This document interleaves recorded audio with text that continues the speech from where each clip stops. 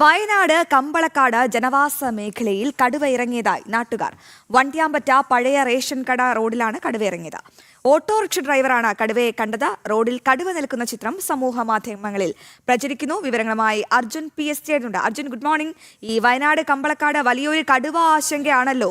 ഈ വനവകുപ്പ് എന്ത് നടപടിയാണ് ഇക്കാര്യത്തിൽ സ്വീകരിച്ചിരിക്കുന്നത്? എപ്പോഴാണ് ഈ കടുവയെ കണ്ടതായി നാട്ടുകാർ പറയുന്നത്? വലിയ ആശങ്കയിലാണ് ജനങ്ങളുള്ളത്. കുമ്പലക്കാടാണ് ഇത്തരത്തിൽ കടുവയെ കണ്ടത്. ഇതുവരെയും കടുവ ഇറങ്ങാത്ത ഒരു ഇടമാണ് ഇവിടെയാണ് ഇപ്പോൾ കടുവയെ കണ്ടത്. അതുകൊണ്ട് തന്നെ വലിയ ആശങ്ക ജനങ്ങൾക്കുണ്ട്. എവിടെ നിന്നാണ് ഈ കടുവ വന്നത് എന്നുള്ളതാണ് ആദ്യമായി ട്രാക്ക് ചെയ്യേണ്ടത്. അതായത് തൊട്ടടുത്തൊന്നും കാടുകളില്ല, കുറച്ചപ്പുറത്തേക്കാണ് കാടുകൾ. ഇവിടെ ഇപ്പോൾ കടുവയെ കണ്ട സ്ഥലം എന്ന് പറയുന്നത് ജനവാസ മേഖലയാണ്. മാത്രമല്ല മെയിൻ റോഡാണ്. ആ റോഡിലേക്കാണ് കടുവയെ ഇന്ന് രാവിലെ ഒരാൾ ഇത്തരത്തിൽ ചിത്രമെടുക്കുന്ന ഒരു സാഹചര്യം ഉണ്ടാകുന്നത്. അത്തരത്തിൽ വലിയ രീതിയിലുള്ള ഒരു ആശങ്ക ഇവിടെ നിലനിൽക്കുന്നത്.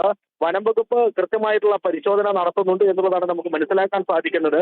വേണ്ടി വന്നാൽ കൂട് വെക്കാൻ സാധ്യതയുണ്ട്. പക്ഷേ ഇതുവരെയും ഈ കടുവ ഒരു ജീവികളെയോ ഒന്നിനെയും ഒരു മനുഷ്യരെയും ഉപദ്രവിക്കാത്തത് കൊണ്ട് തന്നെ ആ തരത്തിലേക്ക് പോകുമോ എന്നുള്ളത് കണ്ടറിയേണ്ടതുണ്ട്. എന്തിനാ തന്നെയും ഇവിടെ പെട്രോളിംഗ് ശക്തമാക്കുമെന്നുള്ളതാണ് വനം വകുപ്പ് പറയുന്നത്.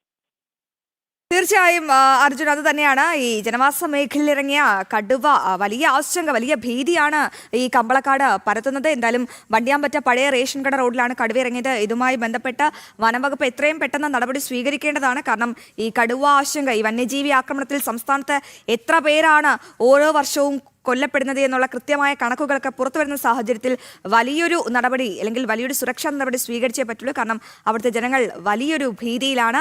അർജുനാണ് വിവരങ്ങൾ നൽകിയത്.